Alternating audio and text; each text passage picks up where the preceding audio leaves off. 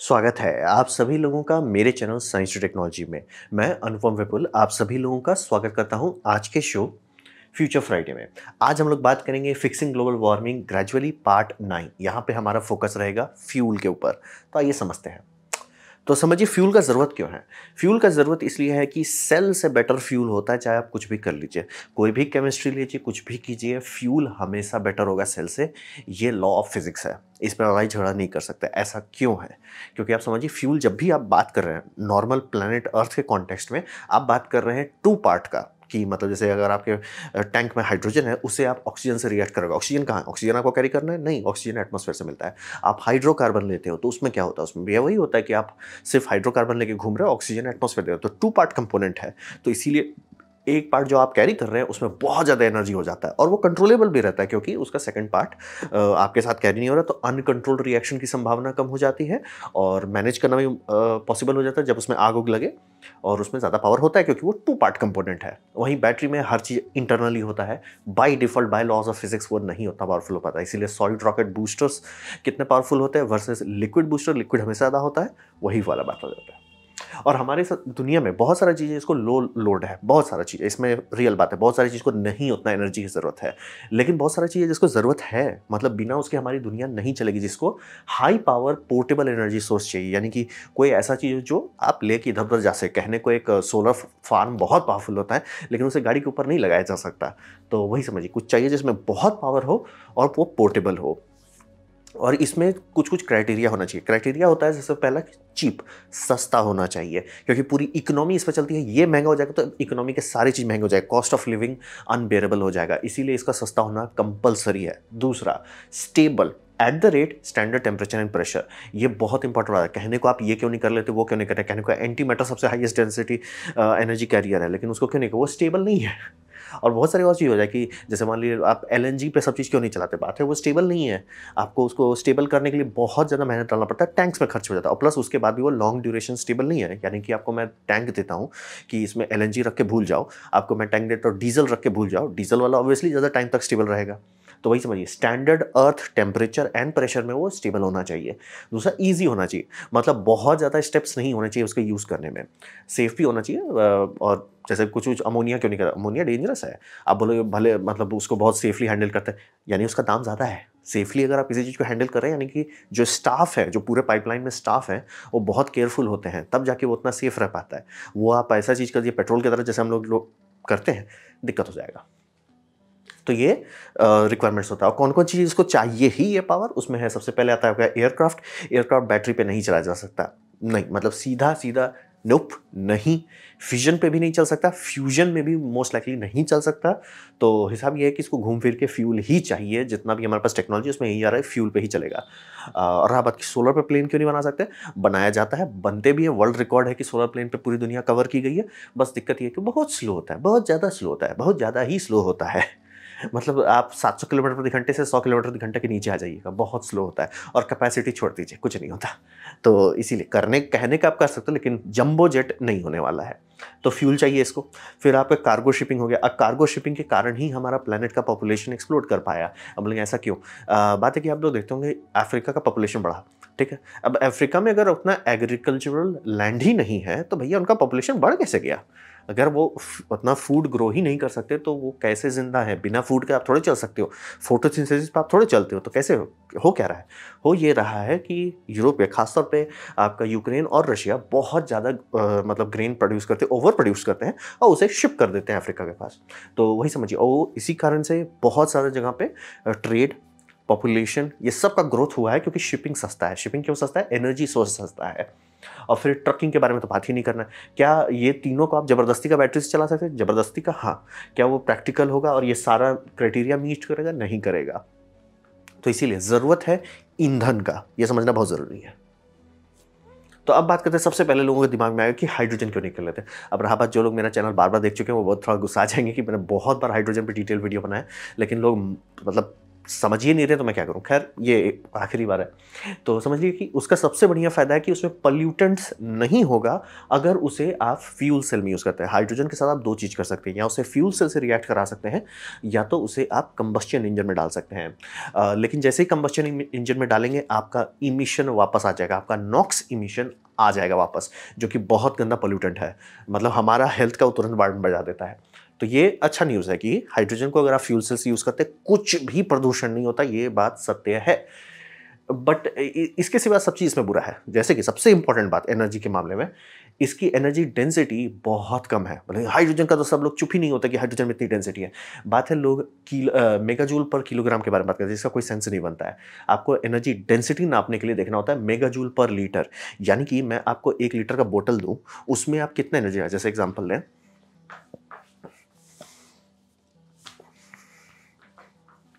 ये अगर आप बॉटल लेते हैं तो इस बॉटल में आप कितना एनर्जी डाल सकते हैं। इसका वेट आप हटा दो, लेकिन इसमें कितना हटा सकते हैं।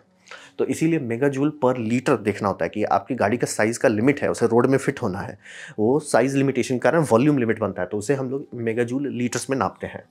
और गैल्वेमेट्रिक बहुत हाई है, यानी कि अगर मेगाजूल पर किलोग्राम बोलूँ वो बहुत हाई है। वही नंबर आप लोगों को बताया जाता है कि 100 से ऊपर है, 120 है, जो भी है, बहुत हाई है। अब रहा बात की तो दोनों में दिक्कत क्या है। दिक्कत यह है कि अगर आप हाइड्रोजन लेते हैं लिक्विड फॉर्म में, यानी कि जो इस टैंक में रखा जा सकेगा, ये 1 लीटर का है। अगर इसमें 1 लीटर पानी डालते हैं लगभग 1 किलो का वेट होता है। डीजल डालते हैं, ये पेट्रोल डालते हैं, 1 किलो से थोड़ा सा कम हो जाएगा, 900 से 700 के आसपास में रहेगा। अगर इसमें आप हाइड्रोजन डालते हैं, लिक्विड हाइड्रोजन, कुछ नहीं हुआ क्योंकि आपको 14 लीटर चाहिए लिक्विड हाइड्रोजन, तब जाके उसका वजन 1 किलो होता है। इसीलिए बोले डेंसिटी है ही नहीं, आप कैरी ही नहीं कर सकते। यानी कि आपको वो जो एनर्जी सेल किया जा रहा है कि भैया इसमें 130 है, 130 कैरी करने के लिए कितना बड़ा जगह चाहिए, वो जगह बहुत ज़्यादा। और वो मैं हाईएस्ट डेंसिटी फॉर्म के बारे में बात कर रहा हूँ, यानी कि लिक्विड हाइड्रोजन। तो इसीलिए हाइड्रोजन का डेंसिटी को कोई यूज़फुल नहीं कहता है। अब रहा बात कि नंबर का, थोड़ा कॉन्टेक्स्ट दे देता हूँ। जैसे कि डीजल के बारे में अगर आप कैलकुलेट करना चाहेंगे तो डीजल आता है 36, इसी के आसपास जेट फ्यूल भी आता है। तो 36 मेगाजूल पर लीटर आपका डीजल में होता है। पेट्रोल में कितना, थोड़ा सा कम होता है, पेट्रोल में 32 होता है। अमोनिया में कितना होता है पता नहीं आप क्यों यूज़ करना चाहते हैं, लेकिन अमोनिया अगर आप यूज़ करना चाहते हैं 11 होता है। बहुत आप देख सकते हो कि हम लोग 36 से चले थे, 11 तक उतर गए हैं। अब रहा बात कि सीएनजी के बारे में क्या विचार है, तो सीएनजी 9 देता है, 9 मेगाजूल देता है। अब अगर आप हाइड्रोजन लेते हैं तो हाइड्रोजन आप कैसे कैरी करोगे, ऑब्वियसली रॉकेट में आप कैरी करते हो तो ही लिक्विड हाइड्रोजन का बेनिफिट मिलता है। अब बाकी सब केस में आपको प्रेशराइज्ड हाइड्रोजन चाहिए, जैसे कि इसे प्रेशर टैंक्स में बनाए जाते हैं।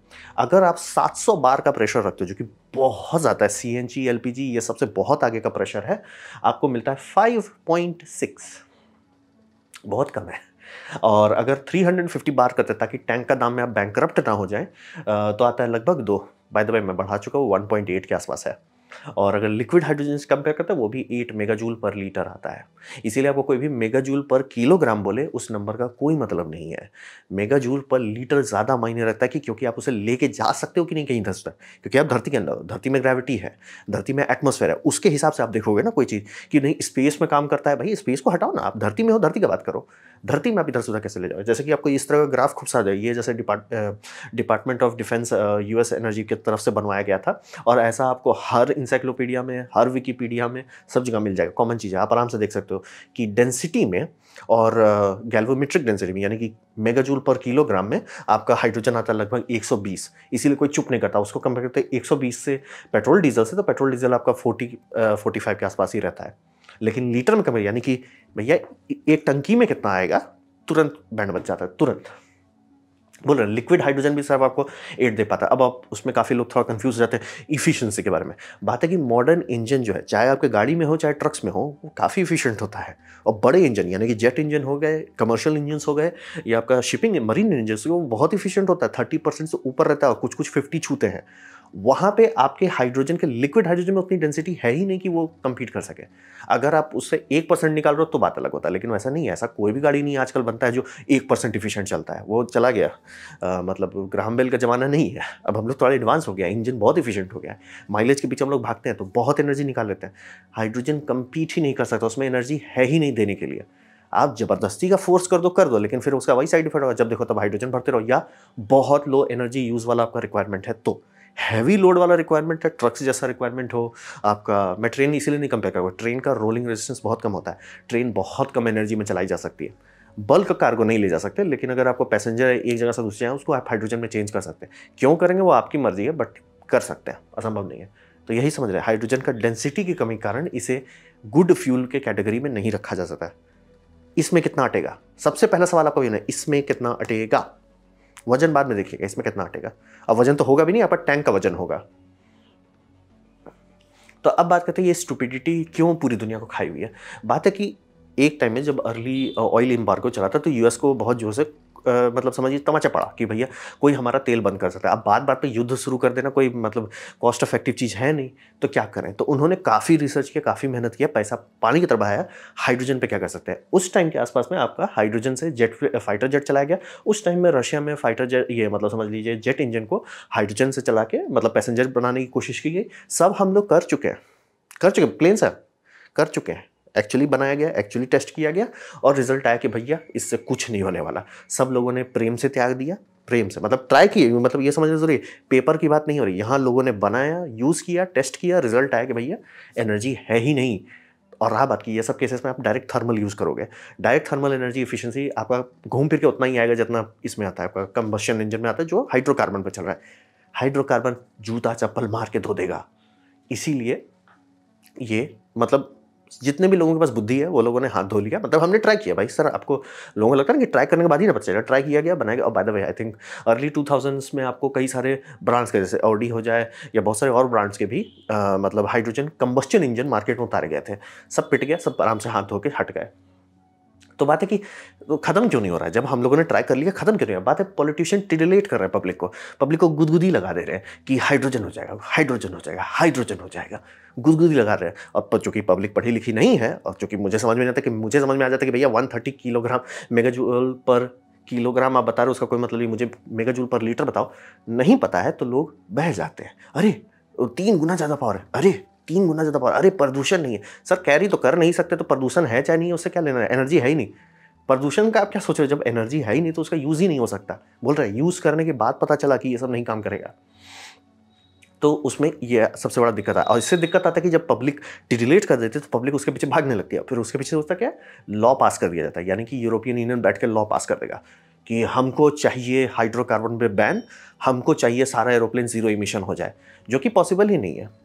अब लेकिन वो लॉ लिख रहे हैं तो इंजीनियर्स क्या करें, अब घुस जा रहे हैं फिर से हाइड्रोजन पे कि देखते हैं अब बार कुछ ट्राई करते हैं, रेंज कम हो जाएगा, पेलोड कैपेसिटी कम हो जाएगा, मतलब दाम बढ़ जाएगा। लेकिन अब गवर्नमेंट लॉ बनाने पे लगी हुई तो वो करें क्या, मतलब यहाँ तो मैं उनको ओपनली बोल रहा हूँ कि मैं अगर आपको 100 प्रॉब्लम बता रहा हूँ ना, इंजीनियर्स बैठ के बोलेंगे सर हम तो स्कूल में पढ़े थे इसके बारे में, किताब दिखाएं आपको सर 500 पेज का डिसर्टेशन बनाएगा तो काम क्यों नहीं करता। और बाय द वे इसके पीछे का आधा सेक्शन फ्यूल है।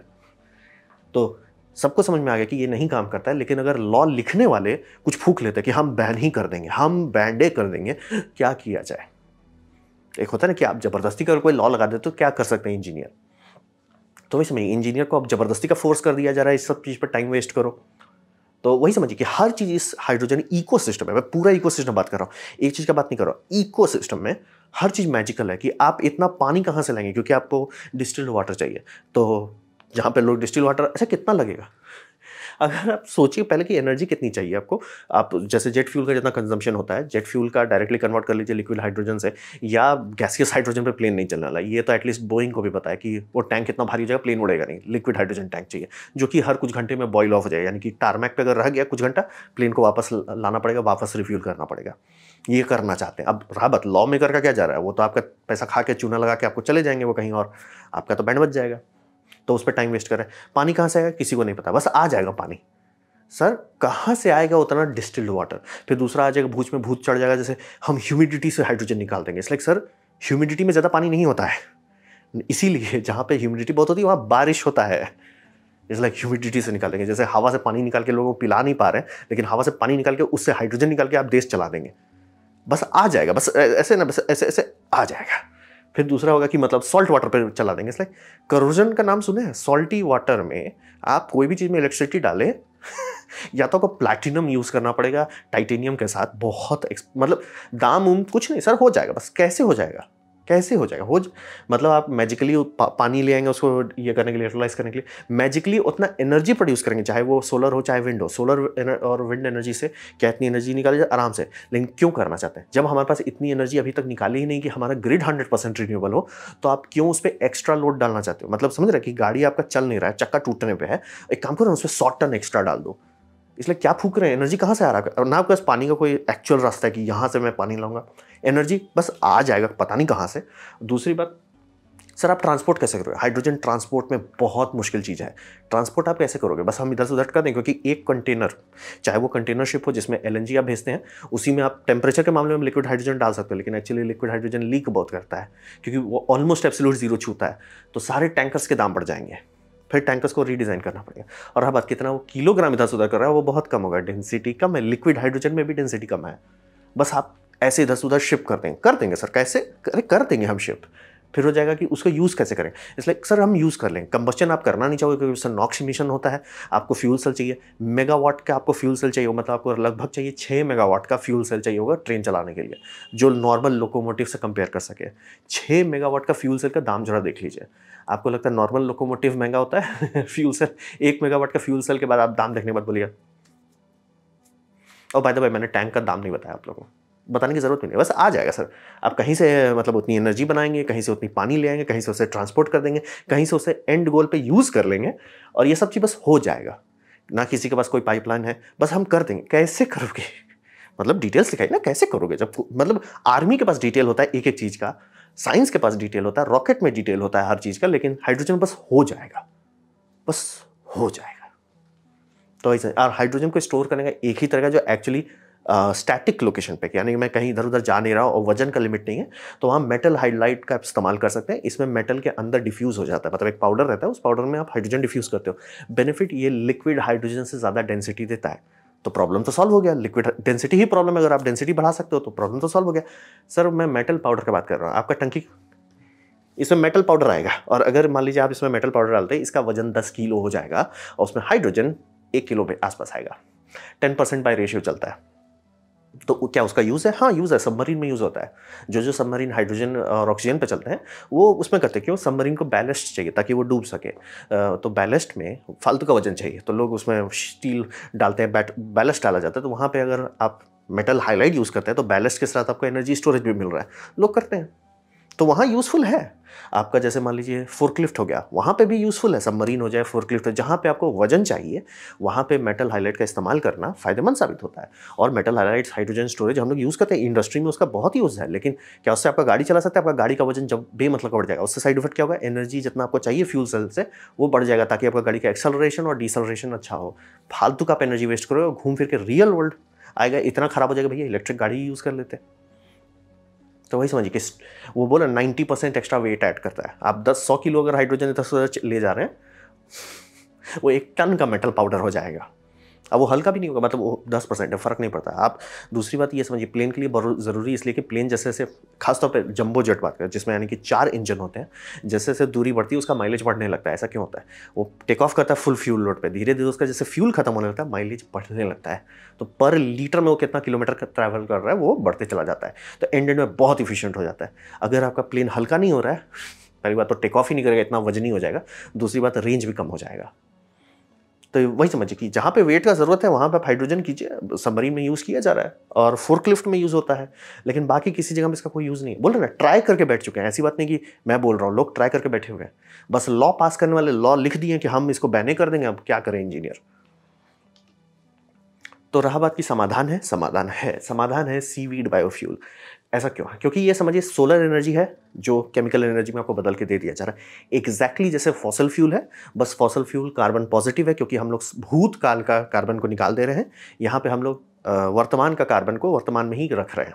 कार्बन साइक्लिंग कर रहे हैं, ना कि कार्बन पुल आउट कर रहे हैं। तो कार्बन पॉजिटिव नहीं है, ये कार्बन न्यूट्रल है।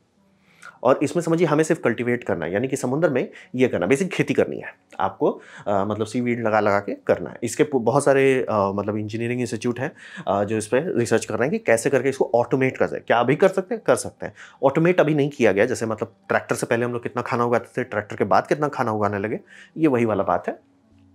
तो ये सिर्फ हमें कल्टीवेट करना। क्या इसमें फर्टिलाइजर लगेगा? बहुत कम, बहुत कम, बहुत ज़्यादा कम। मतलब कि कितना टन आप इससे हाइड्रोकार्बन निकाल सकते हैं और कितना टन आपको ये डालना होगा, मतलब फॉस्फर डालना होगा, ये सब डालना बहुत कम। ज़ीरो नहीं है, लेकिन इतना कम है कि सर वो राउंडिंग एरर में आएगा। और जब आप इससे हाइड्रोकार्बन निचोड़ लेंगे, जो बल्क मटेरियल बचेगा, बायो मटेरियल, वो आपको वापस समुद्र में डालना है। अभी हम लोग निकाल के ले जाते हैं। ऐसा क्यों है? इंडिया में बहुत बड़ी इंडस्ट्री है, ये मतलब एलजी का जो फार्मिंग करते हैं, इससे फूड एडिटिव्स बनाए जाते हैं, मेडिसिन बनाए जाते हैं। ये इंडिया की बात कर रहा हूँ, कई हज़ार टन तो हम लोग इंडिया में बनाते हैं। लेकिन बात है कि जो हम लोग पूरा निकाल लेते हैं तो दिक्कत हो जाता है कि वहाँ पे मिनरल्स डिप्लीट होते हैं। तेल निकालना है, इससे तेल निकालिए, तेल डिप्लीट नहीं करेगा। तेल क्यों नहीं डिप्लीट? तेल में दो चीज़ होता है, हाइड्रोजन और कार्बन। हाइड्रोकार्बन कहाँ से आ रहा है? वो हाइड्रोजन आ रहा है आपका वाटर से, वाटर लिया जा रहा है, सोलर एनर्जी ली जा रही है, और ऑक्सीजन और हाइड्रोजन का डिवोर्स कराया जा रहा है। ऑक्सीजन को बाहर फेंक दिया जा रहा है, हाइड्रोजन को रखा जा रहा है। फिर आप जो फूड स्टोमेटा है वो चूस ले रहा है कार्बन डाइऑक्साइड को, कार्बन डाइऑक्साइड को ले रहा है, उसमें सनलाइट का एनर्जी से वो दोनों का डिवोर्स करा रहा है, कार्बन और ऑक्सीजन का डिवोर्स करा जा रहा है, ऑक्सीजन को बाहर फेंक दिया जा रहा है। फिर कार्बन और हाइड्रोजन दोनों की शादी कराई जा रही है और हमें हाइड्रोकार्बन मिल रहा है। ये इन्फिनिट साइकिल है, कभी खत्म नहीं होगा। बस आपको जो माइक्रो न्यूट्रिशंस है, जो माइक्रो भी कहना गलत हो गया, नैनो न्यूट्रिशंस हो जाएंगे, वो आपको बस बीच बीच में थोड़ा सा बैलेंस करते रहना है। और इसका यील्ड कितना आएगा, यहाँ पे इसका सबसे बढ़िया बात है, लैंड का कोई भी फ्यूल बेस आप नहीं कर सकते। ना लैंड पे आप कॉर्न उगा सकते हो, ना तो लैंड पे आप शुगर केन उगा सकते हो फ्यूल के लिए। क्या ऐसा कर सकते? गधे पॉलिटिशियंस अगर आ गए तो भगवान बचाए आपको, वो लोग कर देंगे। प्रॉब्लम यह है कि अगर जैसा भी किया जाएगा, चाहे वो यूएसए में हो, चाहे ब्राज़ील में हो, चाहे इंडिया में हो, जहाँ पे भी लॉज ऐसे पास किए जा रहे हैं कि आप एथेनॉल बनाओ या शुगर केन से ये बनाओ, वहाँ से इसका खाने का दाम भागने लगता है। क्यों? आप इंसेंटिवाइज कर रहे हो कि भैया तुम अपनी ज़मीन बेच के खाना उगाने की जगह पे जो ज़्यादा ज़रूरी है फ्यूल उगाओ, क्योंकि फ्यूल में ज़्यादा पैसा मिलेगा, लोग करने लगते हैं, फिर हम लोग भूखे मरते हैं। तो ये समझना चाहिए, ज़मीन नहीं छू सकते। बायोलॉजिकल एक्सपेरिमेंट के लिए कर सकते हैं, ट्रेनिंग के लिए कर सकते हैं, लेकिन उससे फ्यूल नहीं उगा सकते। समुद्र में कोई कुछ नहीं कर रहा है, खाली है। और आप बात इससे मछली को कुछ हुआ नहीं, मछली के लिए ऐसा होगा कि कोरल रीफ बन गया है, उनके लिए नेचुरल साइकिल। और ऑब्वियसली आपको वहाँ जाके फिशिंग विशिंग नहीं करना, वहाँ पे फिश बनने लगेंगे जैसे एक्जैक्टली विंड फार्म में हो रहा है। विंड फार्म का एरिया में कोई वो नहीं कर रहा है, मतलब ये बोट्स नहीं जाते हैं, फिशिंग बोट नहीं जाते, उनके नीचे पूरा एक ये बन गया है, क्या बोलते हैं, सेफ जोन बन गया है, जहाँ पे काफ़ी सारे फिश आराम से इकोलॉजी उनका ग्रो कर रहा है। तो यील्ड मिल जाएगा। सोलर एनर्जी है, आपको टेंशन नहीं है। मटेरियल साइकिल करता रहेगा, कोई टेंशन नहीं है। लॉन्ग टर्म तक आप यूज़ करते रहिए, कोई नहीं। अब बाय द वे पूरा लाइफ इस प्लैनेट पे यही करता है। फोटोसिंथेसिस आपका ऑक्सीजन बनाता है, हम लोग उसे कंज्यूम करके कार्बन डाइऑक्साइड छोड़ते हैं। तो दुनिया क्यों नहीं ग्रीन हाउस से तबाह हो गई? क्योंकि प्लांट्स फिर से ये साइकिल करता है। तो एनर्जी कहाँ खत्म क्यों नहीं हो रहा? क्योंकि सन के पास बिलियंस ऑफ ईयर का डेटा है, टेंशन नहीं लेना, उनका टंकी बहुत बड़ा है, लोड नहीं लेना है। यही हम लोगों को करना है। एग्रीकल्चर लैंड पे हाथ भी नहीं लगाना है। मैं देखो लोग जटरफा से करेंगे, इट्स लाइक खाने से तुमको इतना एलर्जी क्यों है? तो वही समझ। और रहा बात सबसे बड़ा बेनिफिट कि ये करने का जो पूरा पाइपलाइन है, इसके बाद जो आपको प्रोडक्ट मिलेगा जो हैवी हाइड्रोकार्बन है, वो हमारे पास 1 सेंचुरी का रिसर्च एंड डेवलपमेंट है। हर देश में, इंडिया में तो खासतौर पे इंडिया में क्रूड ऑयल का मैनेजमेंट बहुत अच्छा से है। हम लोग ऐसा कर रहे थे भैया, रशिया का क्रूड ऑयल लेके उसे रिफाइन करके फिर प्रोडक्ट्स बेच रहे थे। हम लोग बहुत बहुत आगे हैं हाइड्रोकार्बन मैनेजमेंट में। और इंफ्रास्ट्रक्चर कैसे शिप करोगे सर? पाइपलाइन बना हुआ है। कैसे शिप करोगे सर? टैंकर बने हुए हैं। सब डिलीवरी कैसे करोगे? अरे सर पेट्रोल पंप से बने हुए हैं। कुछ नहीं चेंज करना है ज़बरदस्ती का, बस हम ये बना देंगे, वो कर देंगे, ये लगा देंगे, कुछ नहीं सर, है सब चीज़ है, सब चीज़ है। इंडिया में लगभग कहा जाता है 40,000 से 60,000 तक फ्यूल पंप्स हैं। लोड नहीं लेना है सर, पहले से बना हुआ है, वही करना है। बस फ्यूल धीरे धीरे, उनको पता नहीं चलेगा कि आप वो जो फ्यूल यूज़ हो रहा था उसके जगह पे धीरे धीरे फॉसिल फ्यूल से बायोफ्यूल हो गया कन्वर्ट। लोड भी नहीं लेना है, एथेनॉल करेंगे, ये करेंगे, वो करेंगे, कुछ नहीं सर, जो कर रहे थे वही कीजिए, बस आपका ईंधन का प्रदूषण कम हो जाएगा।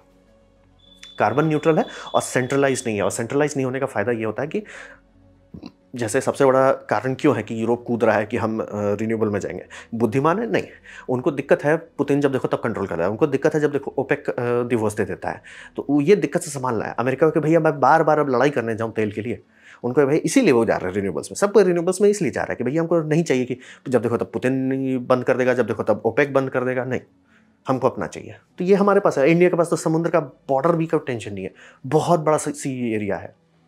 तो सी वी एक्चुअली लॉन्ग टर्म आप कर सकते हो और कोई दिक्कत नहीं। जेट फ्यूल सब चीज़ उससे निकलेगा, सब चीज़।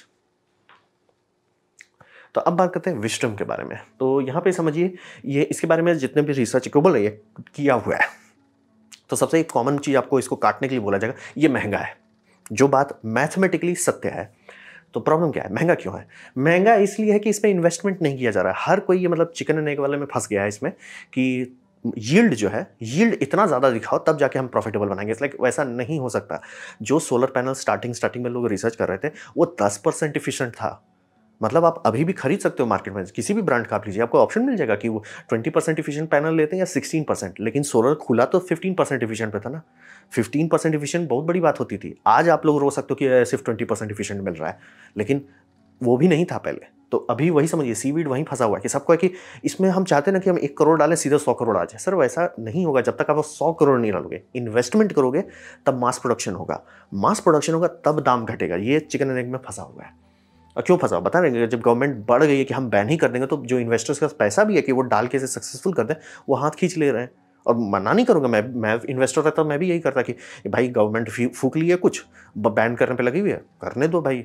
इनकी लिविंग स्टैंडर्ड, इनका क्या जाएगा, ये तो निकल लेंगे देश डुबाने के बाद। और फिर देश की पब्लिक रोएगी कि भाई हमारा लिविंग स्टैंडर्ड क्यों भाग रहा है, क्योंकि आप अनपढ़ हो। तो वही समझिए कि जैसे हम लोग सोलर और विंड का दाम घटाने लगे कि इंडिया में सोलर इतना हर जगह क्यों लग रहा है, क्योंकि उसका दाम कम हुआ। क्यों दाम कम हुआ, इन्वेस्टमेंट पानी की तरफ बहाया गया था, तब जाके ये हुआ। वही हम लोग को उसी वेट पे भी करना है। इसमें कोई नई टेक्नोलॉजी नहीं है, टाइम टेस्टेड है, पता है, और हमारे पास थैंकफुली बायोलॉजी का बहुत अच्छा बेस है। और सी वीड के मामले में भी बोल रहे हैं, इंडिया का लगभग प्रोडक्शन है 60,000 टन। तो लोड नहीं लेना है हमें, बस उसे बड़ा कर देना है। और वो कार्बन कैप्चर भी कर सकता है। क्यों, आप क्या बना रहे हो एंड में, फॉसिल फ्यूल बना रहे हो, एक तौर से हाइड्रोकार्बन है। एंड में आप उसे कुक करो, हाइड्रोजन निकाल दो, और जितना हो सके कार्बन लो, उसे वापस पंप कर दो। और रहा बात कि हमें कैसे पता रहेगा यहाँ रहेगा, यही था सर। ओरिजिनल आइटम यही है, ओरिजिनल स्टोरेज है सर ये। कार्बन का ओरिजिनल स्टोरेज क्या है, फॉसिल फ्यूल। आप क्या बना रहे हो, फ्यूल, वापस डाल दो, वापस जमीन में जो जो पंप्स हैं वापस उसमें डाल दो, लोड भी मत लो, कार्बन आराम से हटा दिया जाएगा। और हमें कैसे पता कि वो वहाँ रहेगा सेंचुरीज तक, सेंचुरीज क्या, मिलियन ईयर्स तक रहेगा, क्योंकि वो मिलियन ईयर्स से था वहाँ पे। हम लोग बस अनडू कर रहे हैं, कंट्रोल जेड दबा रहे हैं। जो मतलब जो हम लोगों ने हार्म किया धरती को, बस कंट्रोल जेड दबा दे रहे हैं, और प्लस एनर्जी मिल रहा है। तो वही समझिए कार्बन, क्योंकि हम लोग पता है भाई, अगर कोई आपसे पूछेगा कि तेल कैसे पता है तुमको कि जमीन के नीचे रह गया, सर था वो 1000 साल से, था वो हज़ारों साल से। हमें पता है कि वो वहाँ था, वहीं रहेगा, उसको कुछ नहीं, वो जमीन से बाहर नहीं निकल जाएगा, गैस नहीं बन जाएगा, कुछ नहीं, वहीं रहेगा, कोई दिक्कत नहीं है। और इसमें सबसे बढ़िया फायदा ये ना कि इमिशंस जो हो रहे हैं, ये एक्चुअली लोगों को थोड़ा सतर्क करेगा कि नहीं देखो सर, बेमतलब की गाड़ी मत चलाओ, इमिशन हो रहा है, बेमतलब का प्लेन पे हुल्लुल मत करो। ये सबसे दूसरा एक फायदा होता है कि out of sight out of mind वाला प्रॉब्लम नहीं आ जाता है। यानी कि जैसे इलेक्ट्रिक व्हीकल्स हैं, जिसका जेन्युइन बात है कि बैटरी बनाने में बहुत एनर्जी लगता है, प्लस प्रदूषण बहुत होता है। और रहा बात की जो एनर्जी लगता है वो सॉल्व हो जाएगा, ठीक है, लेकिन प्रदूषण का क्या करेंगे, उससे हैवी मेटल पॉइजनिंग हो रही है, ग्राउंड वाटर में हैवी मेटल्स जा रहे हैं, जिसे निकाल पाना लगभग इम्पॉसिबल हो जाता है। वो सब का आप क्या करेंगे, बस हम लोग इग्नोर कर रहे हैं। क्यों कर रहे हैं, कि वो वहाँ हो रहा है, चाइना में हो रहा है, वो हो रहा है आपका कंबोडिया में, वो हो रहा है डार्क माइंस में, कोई ध्यान नहीं दे रहा। लेकिन हो तो अभी भी रहा है ना, पृथ्वी तो एक ही है, अभी भी बैंड बज रहा है। वही जिसे हम लोग कहते हैं out of sight out of mind.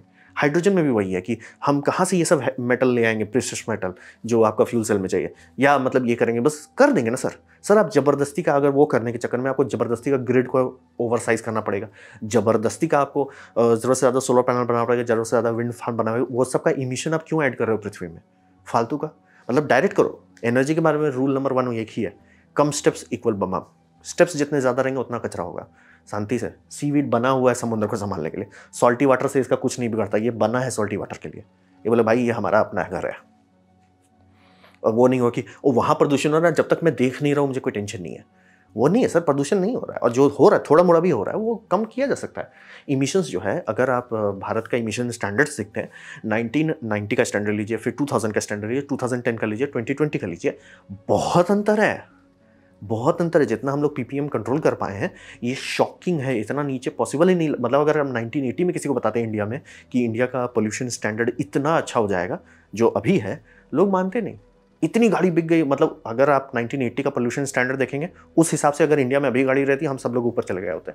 लेकिन नहीं हुआ वैसा। क्यों, कि रिसर्च कर रहे हैं, उसको सुधारते जा रहे हैं। क्या और सुधार सकते हैं? आराम से हम लोग आराम से सीरियल बैटरी हाइब्रिड गाड़ी बना सकते हैं, जिसमें इंजन रहेगा, छोटी दूरी के लिए आप सीधा बैटरी पे ही चलते हैं। यानी 90% केसेस में 90% लोगों का काम जो डेली अप डाउन होता है वो इलेक्ट्रिक पे चलेगा। जब होगा भैया दूर जाना है, शांति से फ्यूल डालो। और जब भी बस हो जाए, ट्रक्स हो जाए, वो सब आराम से फ्यूल पे चलेंगे, वो भी बैटरी का इस्तेमाल करेंगे, ताकि ब्रेक्स का लोड ना रहे, इफिशिएंसी रहे, इंजन आराम से एक आरपीएम पे चलता रहे, आपका अप डाउन मोटर संभाले, ना कि इंजन का आरपीएम चेंज हो। इंजन का आरपीएम चेंज होता है, माइलेज बर्बाद हो जाता है। अगर आप एक इंजन लेते हो ना, बोलते भैया तुमको इस आरपीएम पे चलना है, जो तुमको पसंद है इसी पर रहो, बहुत माइलेज देगा। वहीं उसका आरपीएम हुई टोक्यो ड्रिफ्ट कीजिए उसके साथ, ये माइलेज भूल जाइए।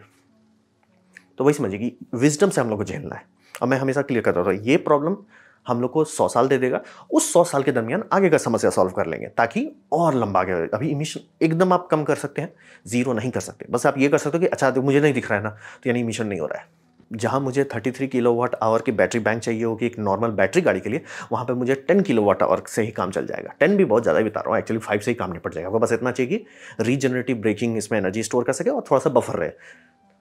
बस आराम से कम एनर्जी में ज़्यादा काम हो सकेगा और पर्यावरण को भी नुकसान नहीं होगा। प्लस पूरा फिशरी का लाइफ धीरे धीरे रिकवर करने लग जाएगा।